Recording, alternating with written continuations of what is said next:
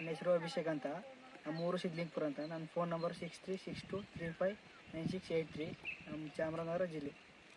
ನಾವು ಮೊದಲು ಟೊಮೆಟೊ ಬೆಳಿತೀವಿ. ನಾವು ಒಂದು 6 ದಿನ ಬಂದು ಚಂದ್ರನವರು BS ಕಂಪ್ನಿಯಿಂದ ಇದು ಹೇಳಿದ್ರು 13/6/36 ಇದನ್ನು ಕೊಡೋಕ್ಕೆ ಹೇಳಿದ್ರು. ಎಕರೆಗೆ 5 kg.